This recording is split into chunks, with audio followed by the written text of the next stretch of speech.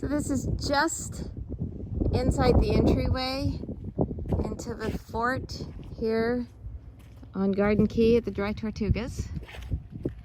These trees are just incredible. I mean, look at how gnarly they are. So the fort is like a giant hexagon. And you can see that I think it's 3 stories. Kind of. But With a cistern underneath. yeah, how big was the cistern? It goes all the way around, but then there's one in the middle too. So, but I mean, these trees are just...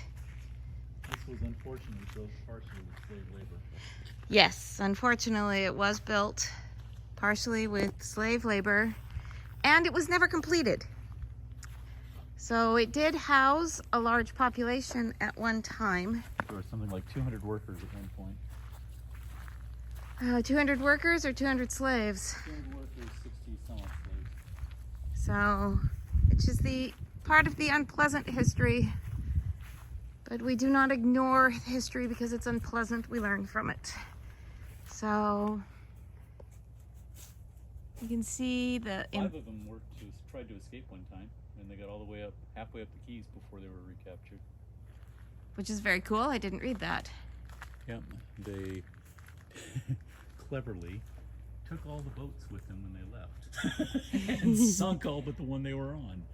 That is incredibly clever. So there's the Fort Lighthouse. They stole all the boats and sunk all of them. 5 boats, right? And there were 5 of them. They took all the boats and they sunk all of them except for the one they were on.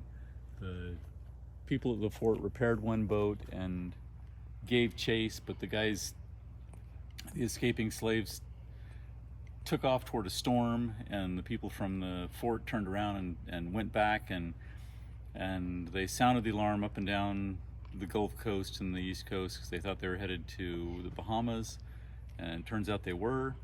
And they were sighted off Key West or Key Largo or something like that, and got chased down because they were when they went off into the storm, they had realized that their boat was not a match for the other one speed-wise, so they sunk the boat they were on. So they were actually rowing from here to the middle of the Keys, which is like... That's a long way. It's like 120 miles? 100 and something miles to get there from here. Holy crap. And so, yeah, and they were about halfway up the Keys. So they rowed like 100 miles on the open ocean. And respect to those guys, man. Serious. That is some serious dedication to escaping. They didn't escape in the end, but they were all saved and... I don't know, saved is the word. Saved. They recaptured. 3 of them came back here. The 2 leaders were returned to their owners because they're like, we don't want the trouble here. But, and they came close. They came close. Props.